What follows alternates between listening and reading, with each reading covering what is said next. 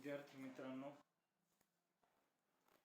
परवापासून आपण we are studying the topic that is the cell cycle and cell division. Now what is cell cycle? The cycles when the events are repeated again and again. प्रसंग जेव्हा पुन्हा पुन्हा repeat केले जातात त्याला आपण म्हणतो cell cycle. And the second part of this topic is cell division. Cell division म्हणजे cell divide into the 2 or more cells. मी 2 or more का म्हटलं तर in the mitosis there is एका सेल पासून 2 सेल तयार होतात. या सेलच्या डिव्हिजन असतात. सेल डिव्हिजन्स ह्या 2 प्रकारच्या आहेत. Cell division are of 2 types. कोणत्या 2 टाइपच्या?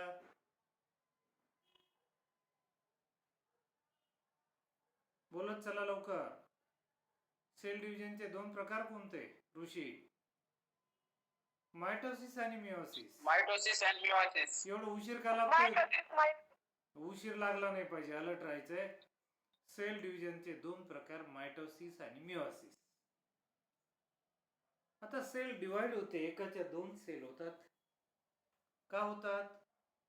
तर एकाच्या 2 सेल ज्या वेळेला होतात त्याचे 2 कारण या ठिकाणी आले. मायटोसिस जो आहे त्याचा पर्पज वेगळा आहे. नीट सगळ्यांनी अतिशय व्यवस्थित ऐका.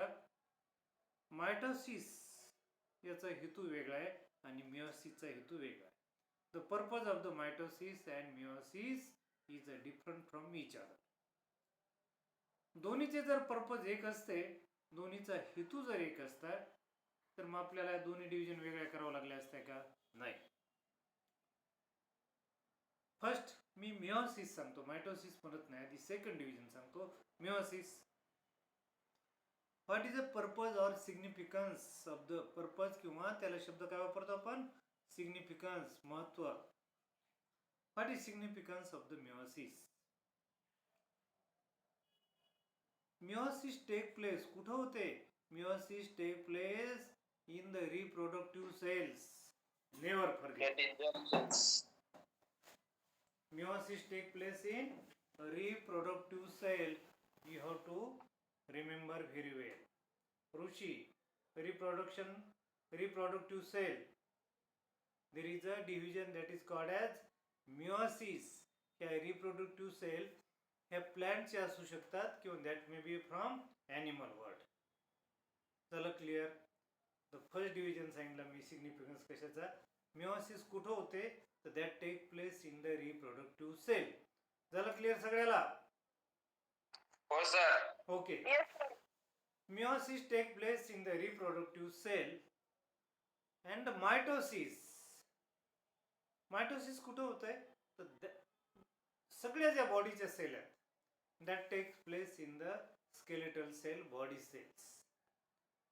पहा मी काय सांगितलं तुम्हाला. मायटोसिस कोणत्या सेलमध्ये होतं आणि मियोसिस कोणत्या सेलमध्ये होतंय, आय हॅव डिस्क्राईब. झालं क्लिअर सगळ्याला? बॉडी सेल मायटोसिस आणि रिप्रोडक्टिव्ह सेल मियोसिस. येस. झाल्या 2 गोष्टी सगळ्याला क्लिअर झाल्या. नाव this mitosis. Yes, in the mitosis आपल्याला माहिती आहे आपल्या शरीरामध्ये क्रोमोझोम्स असतात. जे नवीन आलेत किंवा Sasane, are you listening to me? Sasane. Yes. Okay, very good. शांततेने ऐकायचं. You will enjoy the topic. कोणत्याही सेल घेतल्या, कोणत्याही ॲनिमलच्या, प्राण्याच्या, प्लांटच्या, तर प्रत्येकामध्ये विशिष्ट असे क्रोमोझोम्स असतात. विशिष्ट अशा नंबरचे क्रोमोझोम असतात. म्हणजे कोणताही माणूस घेतला, कोणत्याही खंडामधले असू द्या, तो गोरा असू द्या, काळा असू द्या, प्रत्येकाचे क्रोमोझोम नंबर फिक्स असतात. म्हणजे माणसाचा क्रोमोझोम नंबर फिक्स असतो. आणि किती असतो तो? 46. येस, 46 किंवा 23 पेअर. दुसऱ्या भाषेत काय म्हणतात? 23 पेअर. 23 पेअर म्हणजे काय? 22 जोड्या, 23 जोड्या. 23 पेअर म्हणजे 46 किंवा 46 म्हणजे 46. कोणताही माणूस असू द्या, कोणत्याही वयाचा असू द्या, कोणत्याही खंडातला असू द्या, कोणत्याही कालावधीतला असू द्या, कोणत्याही कलरचा असू द्या, किती वर्षापूर्वीचा असू द्या, माणसामध्ये क्रोमोझोम किती असतात? 46. 46. माझ्यामध्ये 46 क्रोमोझोम आहेत. माझ्या वडिलांमध्ये 46 होते. माझ्या आजोबाच्या सेलमध्ये सुद्धा 46 क्रोमोझोम होते. म्हणजे त्याचा अर्थ काय झालं? पिढ्याने पिढ्या, from the generation to the generation, chromosome number in the body remain same. झालं क्लिअर? क्रोमोझोम नंबर, यस, पटपट बोलायचं Rishi. Chromosome number in the body remain always same. आता या ठिकाणी आपल्याला सेल डिव्हिजन करायची. मग सेल डिव्हिजन करायचे कशाचे? एकाचे 2 भाग केले. एका भाकरीचे जर 2 तुकडे केले तर तिचं वजन कमी होईल का तेवढंच राहील? कमी होईल, बरोबर. पण आपल्याला अशा प्रकारे सेल डिव्हिजन करायची, एका सेल डिव्हिजन मध्ये आपले क्रोमोझोम नंबर तेवढेच राहतात. म्हणजे एका सेल पासून त्याला आपण जी सेल डिवाइड होते, नीट ऐका, the cell which get divided that is called as mother cell. जी सेल डिवाइड होते तिला काय म्हणतो आपण? Mother cell. आणि त्याच्यापासून पुढे ज्या सेल तयार होतात त्या सेल पासून पुढे ज्या, त्याला म्हणायचं daughter cell. Yes, mother cell and daughter cell हा कन्सेप्ट सगळ्यांनी लक्षात घ्या. So the when mother cell divide, तिचं डिव्हिजन होतंय. मग डिव्हिजन झाल्यानंतर सायटोप्लाझमचं डिव्हिजन होईल, न्यूक्लियसचं डिव्हिजन होईल, आणि न्यूक्लियसचं डिव्हिजन झाल्यानंतर नॅचरली त्याचे क्रोमोझोम्स किती होतील? अर्धे होतील. पण मायटोसिस मध्ये आपल्याला क्रोमोझोम नंबर अर्धे होऊ द्यायचे नाही. नीट लक्षात घ्या. You get my point? In the mitosis chromosome number remain same. Mitosis मध्ये chromosome number in remain same म्हणजे मदर सेल मध्ये जेवढे क्रोमोझोम्स आहेत 46, तर तेवढेच क्रोमोझोम नंबर डॉटर सेल मध्ये राहतात. So the chromosome number in the mother cell and daughter cell remain equal. काय म्हणायचं? They remain equal. म्हणून आपली मायटोसिस जे, मायटोसिस मध्ये chromosome number in the mother cell and the daughter cell they remain equal in the number, and that's why mitosis is called as equational division. Mitosis is called as equational division. Mitosis is called as equational division. याचा अर्थ काय झाला की mitosis मध्ये chromosome in the mother cell and the chromosome in the daughter cell, पुढच्या पिढीमधले आणि mother cell मधले क्रोमोझोम नंबर तेवढेच राहतात. Got it? झालं क्लिअर सगळ्याला? हो सर. ससाने आलं का लक्षात? ससाने, वल्लभ, ओके. हे 2 मित्र आपले केज पासून जॉईन झालेत, नवीन येते थोडेसे. वल्लभ मुंडे, तुम्ही एकमेकाची ओळख करून घ्या. वल्लभ मुंडे आणि हे ससाने. ससाने, तुझं नाव सांग फास्ट. हे सगळं ऑन रेकॉर्ड चाललेलं आहे, रेकॉर्डिंग होतंय. ही रेकॉर्डिंग अर्थात युट्यूबवर टाकणार नाही, पण आपल्या ग्रुपवर तुम्हाला पुन्हा ऐकता येईल. So the chromosome number mitosis मध्ये in the mother cell and the daughter cell remain same, and that's why this division is called as equational division. Equation गणिताचं एक समीकरण आहे. एका बाजूची जी किंमत असते ती दुसऱ्या बाजूची असते. जसे एका बाजूची किंमत 4 असेल तर 4 बरोबर 2 + 2, त्याला म्हणतो आपण equation. So the chromosome number mother cell and daughter cell that remain the same, that's why mitosis is called as equational division. त्याच्या उलट पाहता एका सेलच्या दोन सेल होत असताना एका प्रकारामध्ये क्रोमोझोम नंबर तेवढेच राहतात आणि दुसऱ्या प्रकारामध्ये काय होतंय, क्रोमोझोम बिकम हाफ. एका भाकरीचे दोन तुकडे केले म्हणजे ती अर्धी झाली. हे नैसर्गिक प्रिन्सिपल आहे पहा. तसं एका सेलच्या दोन सेल केल्या आणि क्रोमोझोम त्याचे अर्धे होतात. 23 एका सेलमध्ये जातात, 23 दुसऱ्या सेलमध्ये जातात. झालं क्लिअर? 23 एका सेलमध्ये गेले, 23 दुसऱ्या डॉटर सेलमध्ये गेले. म्हणजे या ठिकाणी काय झालं, मदर मध्ये 46 होते, डॉटर मध्ये किती आले आहेत, 23 आणि 23. म्हणजे या ठिकाणी 46 चार द डॉटर मध्ये 23 आले फ्रॉम द मदर. आणि याला म्हणतो आपण रिडक्शन डिव्हिजन. याला काय म्हणायचं, रिडक्शन डिव्हिजन. रिडक्शन म्हणजे कमी करणे. रिडक्शन म्हणजे कमी करणे. So in the reduction division, काय नाव reduction डिव्हिजनचं, Meiosis. meiosis. Yes, so in the meiosis chromosome number become half. In the meiosis chromosome number become half. In the mitosis chromosome number in the mother cell and the daughter cell remain same. झालं clear? Yes, sir. Okay. Yes, sir. आता हे कुठं होते division पाहिले आपण, in the body cells and all cells there is a division that is called as mitosis. Body cell मध्ये होते mitosis. आणि म्हणजेच डॉटर सेल मध्ये क्रोमोझोम नंबर हे तेवढेच राहतात, 46 राहतात. याउलट मिओसिस मध्ये कोणत्या सेल मध्ये होते meiosis, Reproductive cell. yes, reproductive cell. Meiosis, reproductive cell division is meiosis. आणि meiosis मध्ये क्रोमोझोम नंबर अर्धे होतात. आता इन द रिप्रोडक्टिव्ह सेल मध्ये कोणत्या सेल तयार होतात, तर there is a formation of the gametes. Reproduction मध्ये कोणते सेल तयार होतात, formation of gamete from the mother cell. Mother cell या टेस्टिस किंवा ओव्हरीमध्ये असतात आणि त्याच्यापासून गॅमेट तयार होतात. इन द ह्युमन बिईंग, माणसामध्ये गॅमेट कोणतं येतं, तर in the human being sperm and the ovum. Sperm and ovum. Yes, in the sperm are formed in the male and ovum is formed in the female. आणि म्हणून sperm आणि ovum मध्ये chromosome number किती असतील,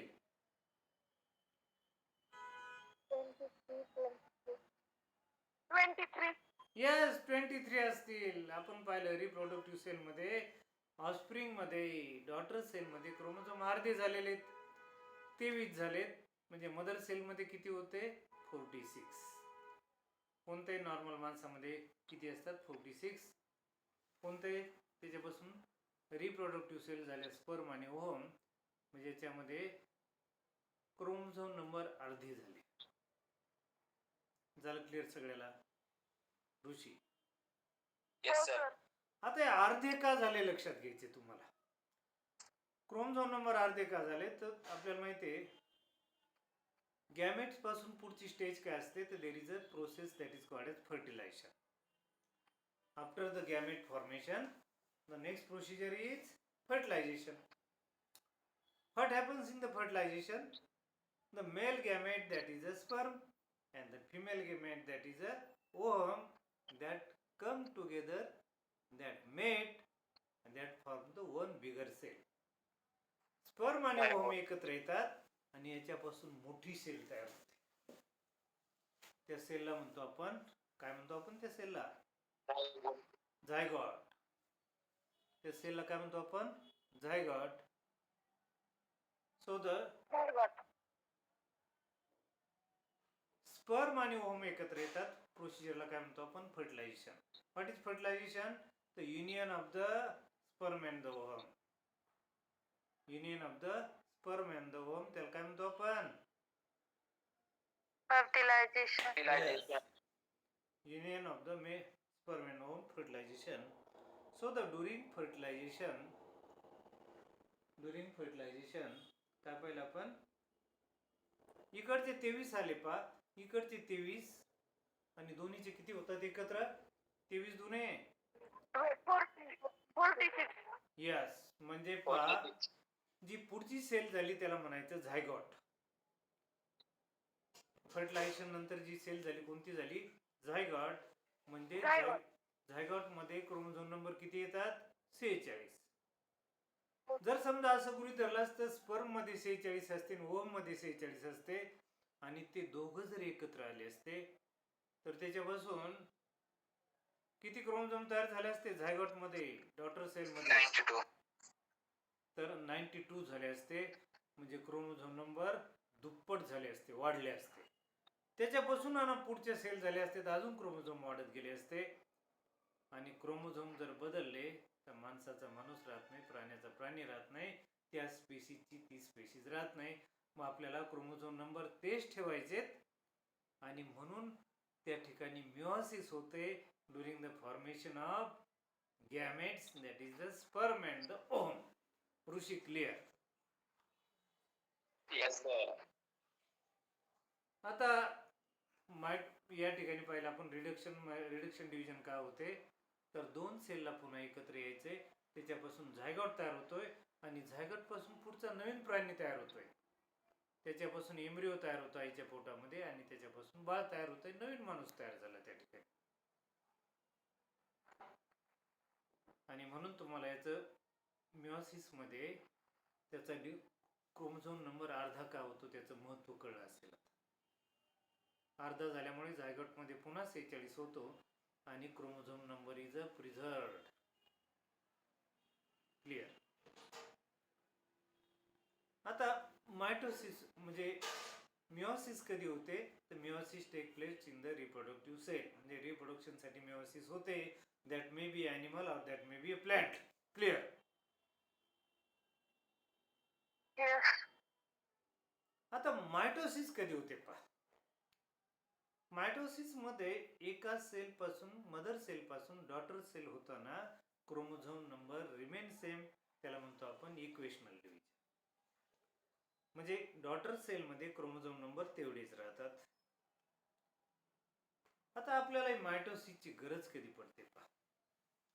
आपल्या शरीरातल्या सगळ्या sale accept reproductive sale शिवाय सगळ्या सेल मध्ये मायटोसिस होत आहे. उदाहरणार्थ आपण पाहतो आपल्या शरीरामधल्या काही काही सेल असतात ते वॉर्न आउट होतात. वॉर्न आउट म्हणजे जुन्या होतात, नष्ट होतात.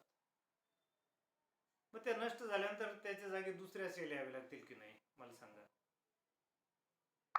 येस, त्याच्या जागी दुसऱ्या सेल यावे लागतील आणि दुसऱ्या सेल त्याच्या जागी यायच्यात तर त्यांचा क्रोमोझोम नंबर हा 46च पाहिजे. आणि म्हणून पहिलं आपलं जे ऍप्लिकेशन आहे mitosis, that is repair. Repair म्हणजे ज्या गेल्यात, मेल्यात, त्यांना पुन्हा भरून काढायचंय, that is repair. Clear? Yes. त्यानंतर Yes. येस, दुसरा कन्सेप्ट येतो ग्रोथ. आपल्याला माहिती आहे ग्रोथची डेफिनेशन मी तुम्हाला सांगितली होती. What is a growth? कोण सांगते? Increasing mass and increasing number of individuals. Yes, it increasing the mass and increasing the number of cell. आता growth is a important character of the living. Living मध्ये growth चालू असते आणि growth चालू असते. Growth साठी आपल्याला काय करावं लागेल, सेल डिव्हिजन करावं लागेल. आणि सेल डिव्हिजन ग्रोथ करायची म्हणजे त्याची संख्या वाढवावी लागेल. मग संख्येमध्ये आपल्या शरीरामध्ये सेलमध्ये क्रोमोझोम किती असतात बॉडी सेलमध्ये? 46. म्हणून आपल्याला त्यामध्ये अशा सेल ऍड करायच्यात की ज्याचा क्रोमोझोम नंबर 46 आहे. आपल्याला 23 वाले ऍड करून चालत नाही. We want to add the cell in the growth which has a chromosome number 46. म्हणून आपल्याला अशा सेल तयार करायच्यात की ज्याचा क्रोमोझोम नंबर 46 पाहिजे आणि अशा ज्या सेल आपल्याला तयार करायच्यात त्यासाठी मायटोसिस इज इम्पॉर्टंट. पहिलं आपण रिपेअर, दुसरं पाहिलं आपण ग्रोथ, आणि third point is a reproduction. आता इकडचं जे रिप्रोडक्शन आपण बात केली ना मिओसिस मधली, तर that is a sexual reproduction. पुस्तकात त्यांनी तो शब्द वापरलेला नाही, पण आता मला जास्त क्लिअर झालंय. मिओसिस मध्ये द रिप्रोडक्शन, कोणतं रिप्रोडक्शन येते? That is sexual reproduction. Sexual reproduction. But in case of this mitosis, the mitosis also take place for the reproduction. पण कोणतं reproduction? That is asexual reproduction and vegetative reproduction. Asexual reproduction आणि vegetative reproduction. Vegetative reproduction, प्लांटचा जर एखादा part आपण लावला, गुलाबाची एखादी फांदी जर लावली, तर काय होतंय? त्या फांदीपासून पुन्हा नवीन गुलाबाचं झाड तयार होतंय. ऊसाचं एखादं कांड लावलं तर त्याच्यापासून नवीन ऊस तयार होतोय. म्हणजे याला म्हणतात व्हेजिटेटिव्ह रिप्रोडक्शन. म्हणजे बॉडीपासून पुन्हा बॉडी तयार होते, पार्टपासून पुन्हा पार्ट तयार होतात, त्याला म्हणतो आपण व्हेजिटेटिव्ह रिप्रोडक्शन. आणि दुसरं असतं ते असेक्च्युअल रिप्रोडक्शन. त्या ठिकाणी ज्या ठिकाणी गॅमेटचं युनियन वगैरे होत नाही, एका सेलपासून दुसरी सेल तयार होते आणि तीच नवीन इंडिव्हिज्युअल म्हणून काम करते. एका सेलपासून दुसरी तयार होते. उदाहरणार्थ एखादा अमिबा घेतला आपण, अमिबा इज युनिसेल्युलर. त्याच्यामध्ये सेल डिव्हिजन झाली. सेल डिव्हिजन झाली म्हणजे किती सेल झाल्या? 2 सेल झाल्या. आणि 2 सेल झाल्या म्हणजे 2 अमिबा तयार झाले, कारण अमिबा इज युनिसेल्युलर ऑर्गॅनिझम. होते का क्लिअर? पा, in the unicellular organism like amoeba, when cell divide, सेलचं डिव्हिजन होतं म्हणजेच रिप्रोडक्शन होतंय in the unicellular organism. Rishi concept लक्षात घे. इन द युनिसेल्युलर ऑर्गॅनिझम,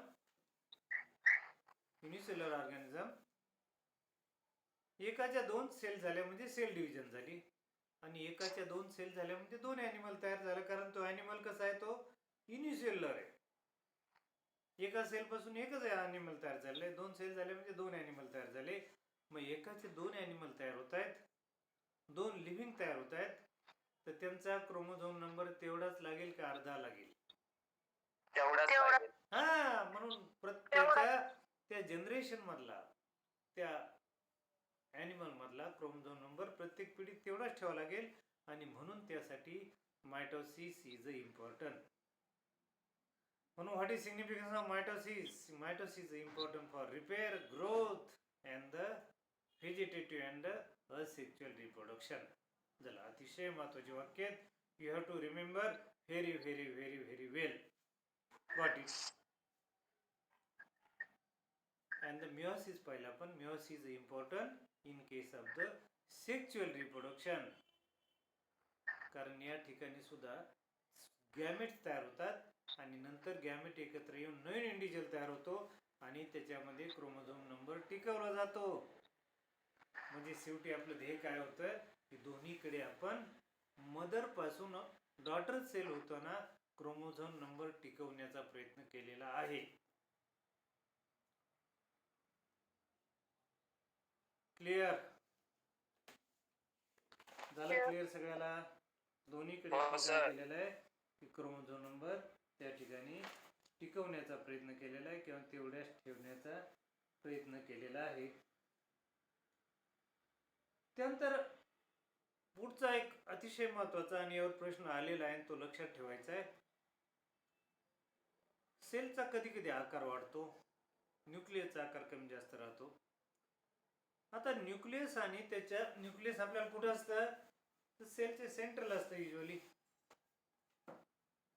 आणि बाहेरला काय असतो? न्यूक्लियसच्या बाहेर jelly like substance, that is called as cytoplasm. Nucleus आणि सायटोप्लाझम याचा रेशो, त्याचा व्हॉल्यूमचा रेशो कशाचा सांगतोय मी? त्याच्या व्हॉल्यूमचा रेशो हा विशिष्ट असतो. आम्ही ते जा करू नको, शांत बस बेटा. ज्याला शिकायचं त्याने कॅमेरे चालू केले पाहिजेत, पण we don't want to learn by heart.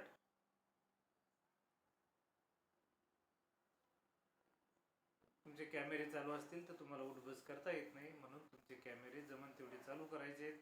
ऋषी तुझा कॅमेरा चालू कर. सर एक मिनिट. आणि हे मला दररोज सांगायला लावायचं नाही. ऋषी सगळ्याचे बंद असले तरी मला तुझा चालू पाहिजे. तर काय सांगतो मी की पुढच्या जनरेशनमध्ये क्रोमोझोम नंबर तेवढेच ठेवावे लागतात. आणि त्यासाठी मिओसिस कुठं होतंय तर मिओसिसचा पण मायटोसिस कुठं होतंय तर mitosis take place in the worn out cell repair, त्यानंतर ग्रोथ, आणि तिसरं काय सांगितलं होतं मी? रिप्रोडक्शन. Yes, reproduction. कोणतं reproduction? Asexual and vegetative reproduction. So these are the three concepts with meiosis, mitosis, sorry. Meiosis takes place in the reproductive cell. Meiosis takes place in the reproductive cell. सध्या पुस्तकामध्ये मी random बोलतो त्यामुळे पुस्तकामध्ये मला सापडत नाही. पुढचा भाग पहा. मायटोसिसचं इम्पॉर्टंट अजून मी सांगतो. Mitosis is important. मी काय म्हणलं की there is a particular proportion. कशामध्ये प्रपोर्शन आहे? Between the volume of the nucleus to the volume of the cytoplasm. कोणती सेल घेतली तर तिच्यामध्ये न्यूक्लियस आणि सायटोप्लाझमचं विशिष्ट असं प्रपोर्शन असतं. ज्या वेळेला सेलची वाढ होते त्यामध्ये हे प्रपोर्शन डिस्टर्ब होतं. न्यूक्लियसच्या आकारापेक्षा सायटोप्लाझमचा आकार जो विशिष्ट पट्टीत असतो त्याच्यापेक्षा तो जास्त वाढतो. So there is a change in the proportion in the volume of the nucleus and the cytoplasm. आणि ज्या वेळेला असं बदल होतो याच्यामध्ये, ज्या वेळेला न्यूक्लियस आणि सायटोप्लाझम त्याच्या प्रोपोर्शन मध्ये बदल होतो तर त्यावेळेला सेलचं डिव्हिजन होतं. So the cell division is important to restore the nucleocytoplasmic ratio. काय सांगितलेलं पुस्तकात? To maintain the nucleocytoplasmic ratio, to maintain the nucleocytoplasmic ratio. Plant जे असतात तर प्लांट मध्ये सुद्धा ज्यावेळेला व्हेजिटेटिव्ह रिप्रोडक्शन असतं त्यावेळेला त्याचे जे सेल असतात त्यामध्ये मायटोसिसच होत असते. तर this is the significance of mitosis. Significance of mitosis आलं सगळ्यांच्या लक्षात? Significance of mitosis. आता we are studying the difference between the mitosis and mitosis meiosis. Mitosis मध्ये पहिला आपण क्रोमोझोम नंबर रिमेन सेम आणि इकडे कसे होतात? In the meiosis chromosome number become half. Mitosis take place in the which cell? We have seen body cells. And meiosis take place in reproductive cell. ज्यावेळेला Germany germ sale तयार होतात, sperm आणि ovum तयार होतात त्यावेळेला mitosis meiosis होते. आता हा झाला फरक दोन्ही मधला. त्याची रिडक्शन डिव्हिजन म्हणजे काय पाहिलं आपण? एकीकडे क्रोमोझोम नंबर अर्धे होतात आणि एकीकडे क्रोमोझोम नंबर तेवढेच राहतात. तर मायटोसिस कुठं होतं पाहिलं आपण? तर बॉडी सेल मध्ये होतंय आणि 24 तासामध्ये, नीट लक्षात घ्या, 24 तासामध्ये बॉडी सेल डिवाइड होतात. किती तासामध्ये? 24 तासामध्ये बॉडी सेल डिवाइड होतात. एकाच्या 2 होतात. आता मायटोसिस जे पाहिलं आपण किंवा कोणती सेल डिवाइड होते, कोणती सेल डिवाइड होताना तिचे 2 भाग होतात. एक जी फेज असते त्याला म्हणतो आपण एम फेज आणि दुसरी फेज असते त्याला काय म्हणतो आपण? इंटरफेज, किंवा त्याला दुसरा शब्द इंटरकायनेसिस, इंटरफेज. एम फेज म्हणजे काय? तर मिओसिस किंवा मायटोसिस फेज आणि यामध्ये there is a division of nucleus. M phase मध्ये काय होतंय? Initially there is a division of nucleus. परीक्षेमध्ये सिक्वेन्स Nucleus. विचारतात. सध्या पुस्तकात पाहू नका, वर ऐका, नंतर पुस्तकात मला वाचून दाखवतो. एम फेज मध्ये काय होतं की there is a division of nucleus. म्हणजे सेल डिवाइड होताना आधी कशी डिव्हिजनला सुरुवात होते? न्यूक्लियस. न्यूक्लियसचे डिव्हिजन झाल्यानंतर सायटोप्लाझम डिवाइड होतो. आपण पाहिलं न्यूक्लियस डिवाइड झाल्यानंतर पुढे काय होतोय? सायटोप्लाझम डिवाइड होतो. आणि सायटोप्लाझमची डिव्हिजन होताना ॲनिमल आणि प्लांट याच्यामध्ये बदल असतो. कोणता बदल असतो? ते in the animal there is a formation of furrow. त्याला म्हणलेलं आपण फ्युरो, खड्डे तयार होतात. अशी सेल असेल तर सेलच्या खालून आणि वरून असे डिप्रेशन तयार होतात आणि हे डिप्रेशन असे खोल जातात आणि एकाच्या 2 सेल तयार होतात. सुरुवात कुठून झाली? बाहेरून झालेली. फ्युरो फॉर्मेशन म्हणजे असा बाहेरून खड्डा तयार झालेला आहे. हा जो खड्डा आहे हा बाहेरून तयार झाला इन द सेल मेम्ब्रेन. कशावर झाला तो? Cell membrane. कारण ॲनिमल सेलमध्ये सेल वॉल नसते म्हणून सेल मेम्ब्रेनवर तो फ्युरो तयार झालेला आहे. ऋषी झालं क्लिअर? येस. आता ॲनिमल सेलमध्ये प्लांट सेलमध्ये पहा. प्लांट सेलमध्ये इन्व्हेलप जे बाहेरचं कव्हर आहे त्याचे 2 आवरण आहेत. कोणते 2 आवरण आहेत? आतला आहे तो सेल मेम्ब्रेन आणि बाहेरचा आहे तो सेल वॉल. येस. घोडके आहे का? घोडके? हो सर. Okay, nice. तर सेल वॉल ऍडिशन आहे प्लांट मध्ये आणि sale wall is a tough. ती टफ असल्यामुळे तिला खड्डा पडत नाही ऋषी. तिला असा खड्डा पडत नाही बरं का पूजा. आणि खड्डा पडत नाही म्हणून काय होतंय की in the plant center to periphery. सेंटरला त्या ठिकाणी प्लेट तयार होते. सेंटरला तयार होते. काय तयार होते? तिथे भिंत तयार होते, प्लेट तयार होते आणि ही प्लेट वाढत जाते आणि एका सेलच्या 2 सेल तयार होतात. सायटोप्लाझमची डिव्हिजन कशी होती ती पाहतोय आपण. In the animal there is a furrow formation, in the plant there is a plate formation आणि एकाच्या 2 सेल डिवाइड होतात. अशा प्रकारे पहिली डिव्हिजन पाहिली आपण न्यूक्लियसची. Nucleus division is followed by division of cytoplasm. हे कुठं होतंय? That take place in the M phase. झालं की एम फेज मध्ये काय झालं? पहिलं nuclear division followed by cytoplasm division. हा सिक्वेन्सवर प्रश्न विचारलेला असतो. कधी कधी सिक्वेन्स देतील. त्यानंतर पुढे चालू होते पाय इंटरफेज. पुढे काय चालू होते? इंटरफेज. आणि इंटरफेज मध्ये काय होते? पहिली स्टेज आहे कोणती आपण म्हणलं त्याला? G one phase. दुसरीला कोणती म्हणलं आपण? S phase. आणि तिसरी जी आहे ती G2 फेज. हे कशाचे आहेत? These are the division of interphase किंवा इंटरफेज. या सेल या कालावधीमध्ये सेल काय करते? 24 तासापैकी हे 23 तास राहते. इंटरफेज किती तास राहते? 23 तास. 23. हा, 23 आवर्स.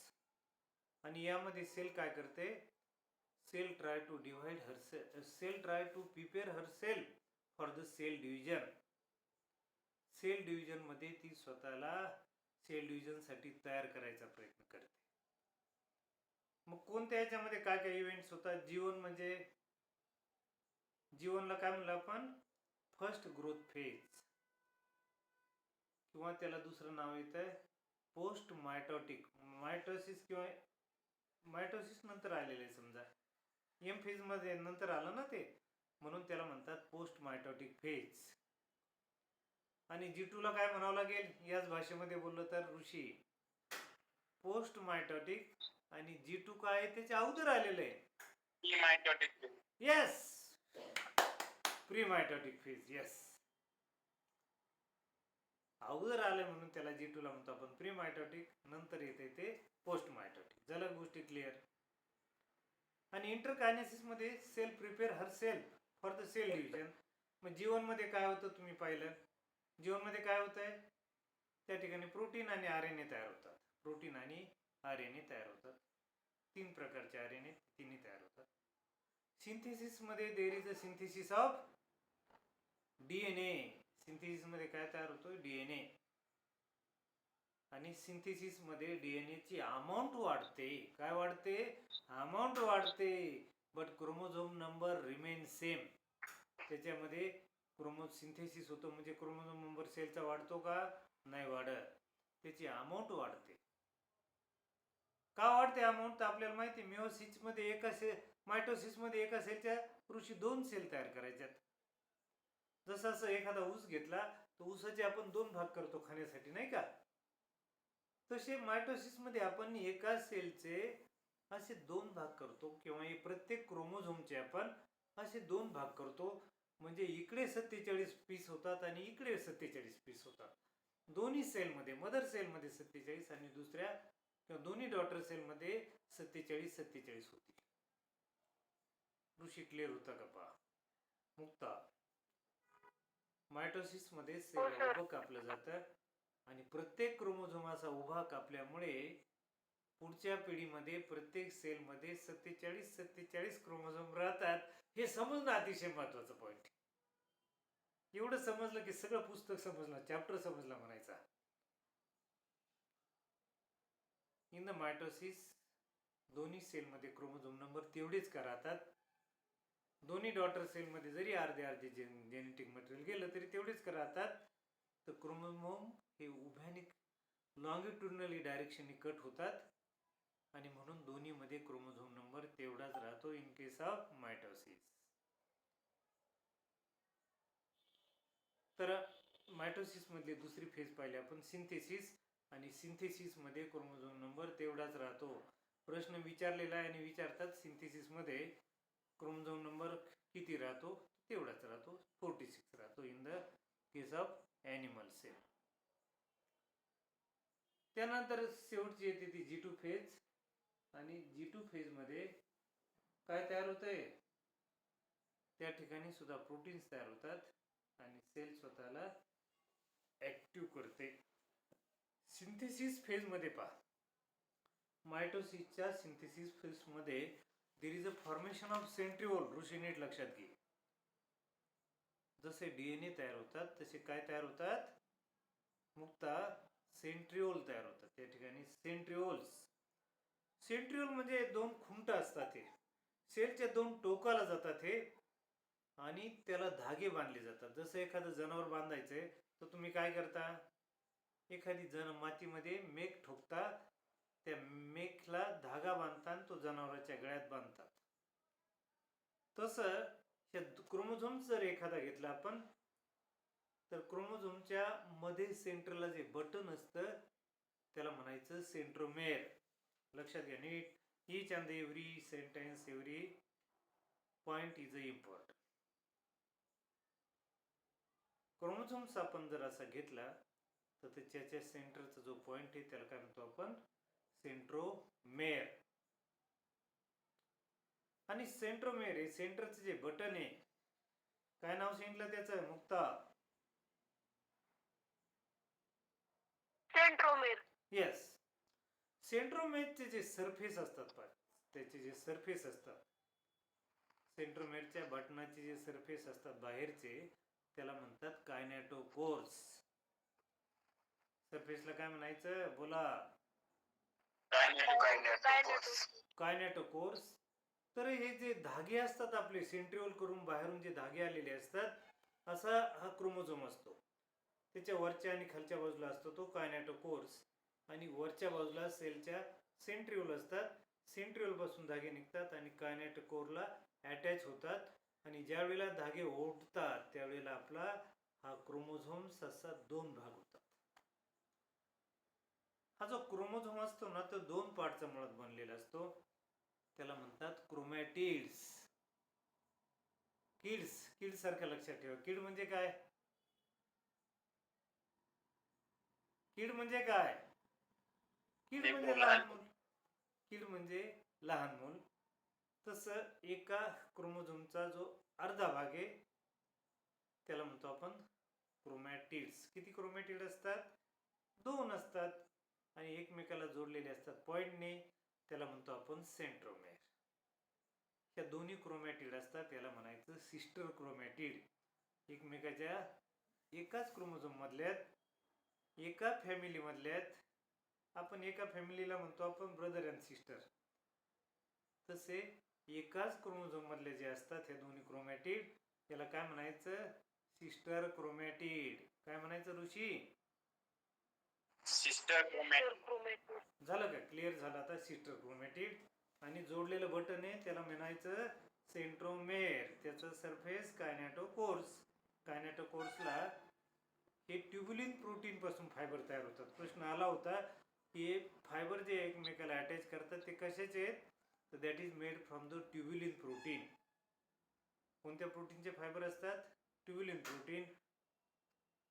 या धाग्याचे 4 प्रकार असतात. आपल्या पूर्वीच्या जुन्या पुस्तकामध्ये दिले होते, आता ज्याच्यात जास्त आलेले नाहीत म्हणून त्यामध्ये खोल जात नाही.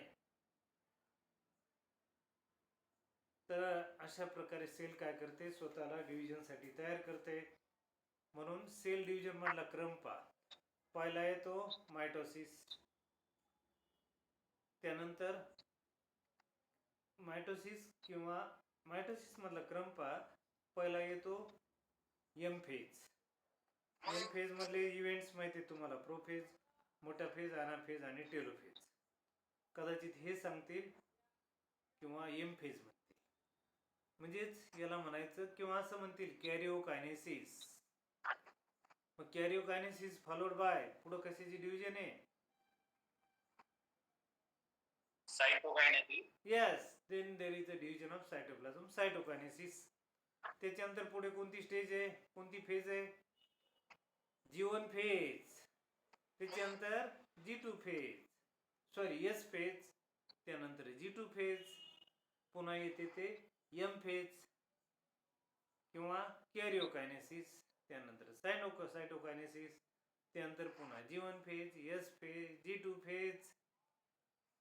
झालं का clear? This is a cycle. हे आपल्या सायकल मधले हे निर्णय इव्हेंट आहेत. परीक्षेमध्ये याचा क्रम विचारतात, ह्या इव्हेंटचा प्रसंग. आता एम फेज मध्ये आपण एम फेज जे आहे डिव्हिजन ऑफ न्यूक्लियस, तर त्याचे आपण 4 प्रकार पाहिले. डिव्हिजन ऑफ न्यूक्लियसचे 4 प्रकार पाहिले. Prophase, metaphase, anaphase, telophase. त्यामधले इव्हेंट्स तुम्हाला सांगितले होते, तुम्ही पाठ केले असतील नसतील तर याच्यामधले इव्हेंट्स चांगले पाठ ठेवायचे. प्रोफेज मध्ये काय होतंय? सेलनी सुरुवात केली स्वतःला डिव्हिजन करण्यासाठी. आणि प्रोफेज मध्ये काय करते? न्यूक्लिअर मेम्ब्रेन जातं. कोण कोण जातं ऋषी? लक्षात घे. न्यूक्लिओलस जातो. आणि तिसरं मायटोकॉन्ड्रिया, गोल्गी ॲपरेटस हे ऑर्गनेल असतात, ते डिसॅपियर होतात. 3 गोष्टी मी डिसॅपियर होतात सांगितल्या. कोणकोणत्या सांगितल्या? पहिली सांगितली ती मायटोकॉन्ड्रिया, गोल्गी ॲपरेटस आणि नाही. सेल ऑर्गनेल डिसॅपियर होतात, न्यूक्लिओलस डिसॅपियर होत आहे, आणि त्यानंतर सेल न्यूक्लिअर मेम्ब्रेन, ऑर्गनेल्स आणि न्यूक्लिओलस.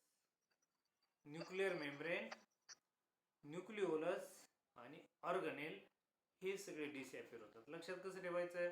सेंट्रल आहे ते न्यूक्लियस. न्यूक्लियस मध्ये एक ऑर्गनेल असतो, तो न्यूक्लिओलस, आणि त्याच्यावरचं कव्हर आहे ते न्यूक्लिअर मेम्ब्रेन. हे सगळे पहिल्या स्टेज मध्ये डिसॅपियर होतात. एम फेज मध्ये, प्रोफेज मध्ये हे सगळे जातात. मग तिथे काय येतं? तिथं सेंट्रिओल दिसतात. काय दिसतात? सेंट्रिओल्स. त्यानंतर आपले जे क्रोमोझोम्स असतात, आपले जे जेनेटिक मटेरियल असतं ना, DNA, तर हे जेनेटिक मटेरियल जे आपलं DNA, तर ते कसं होतंय? That become the thick and the short. त्याला म्हणायचं कंडेन्सेशन. काय शब्द वापरला होता आपण त्या दिवशी? Condensation of genetic material that become the short and thick. त्यानंतर काय काय डिसॅपियर होतात ते पाहिलं आपण. तर ही अशा प्रकारे सेल तयार करते. कोणत्या स्टेजमध्ये? प्रोफेज. आले का इव्हेंट लक्षात? पुन्हा पुस्तकात नीट पाठ करायचे जातात. पुढची फेज आहे ती मेटाफेज. मेटाफेज मध्ये काय होतंय? की आतमधले जे क्रोमोझोम आहेत तर ते सेलच्या सेंटरमध्ये येतात, त्याला आपण इक्वेटर म्हणतो. म्हणून एकच शब्द लक्षात ठेवायचा, equatorial distribution of chromosomes. Equatorial distribution of chromosome कशामध्ये होत आहे? Metaphase. Yes yes, very good. त्यानंतर मेटाफेज मध्ये अजून एक इव्हेंट होतो, स्पिंडल फॉर्मेशन. काय म्हणायचं? Spindle formation. चांगलं लक्ष द्या इकडं, नंतर वाचून दाखवतोय मी. सध्या डोळे बंद करायचे, नीट ऐकायचं, मी काय बोलतो तेवढं ऐकत राहा.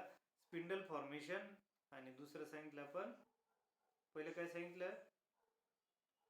Equatorial distribution of chromosome. शब्द असाच पाठ ठेवायचा आहे, इक्वेटोरियल डिस्ट्रीब्युशन ऑफ क्रोमोझोम. काय सांगितलं मी? गुडके गिरी.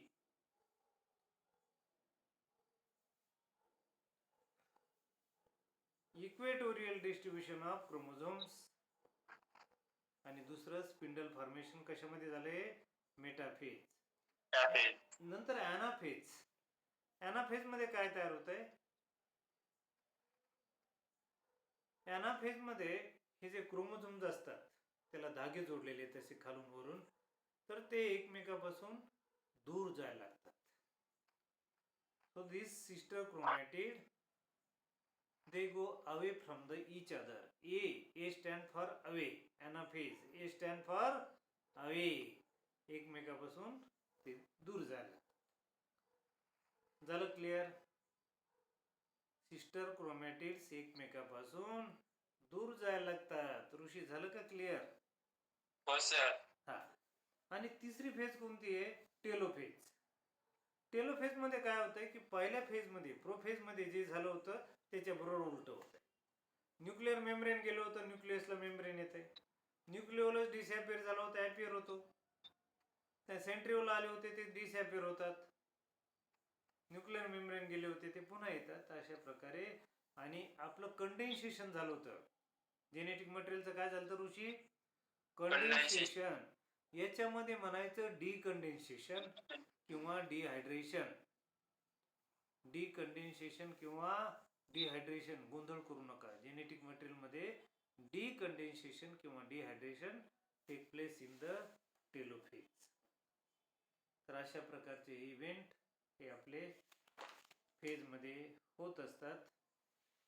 आधी न्यूक्लियसचे डिव्हिजन होते आणि न्यूक्लियसचे डिव्हिजन नंतर there is a division of cytoplasm. Cytoplasm मध्ये in the animal there is a spiro formation, in the plant cell there is a cell plate formation. आणि अशा प्रकारे एका सेलच्या दोन सेल तयार होतात. त्यानंतर आपण त्याचा सिग्निफिकन्स पाहिलेला मायटोसिसचा. सिग्निफिकन्स मध्ये आपण पहिलं सांगितलं रिपेअरसाठी, दुसरं सांगितलं ग्रोथसाठी, तिसरं सांगितलं रिप्रोडक्शनसाठी, व्हेजिटेटिव्ह अँड असेक्च्युअल, आणि शेवटचं ऋषी सांगायचं चौथं काय सांगितलं होतं? To restore nucleocytoplasmic ratio. काय म्हणायचं? To restore nucleocytoplasmic ratio. So this is all about the mitosis we have seen. त्याच्यानंतर आपण पुस्तक वाचणार आहेत आता.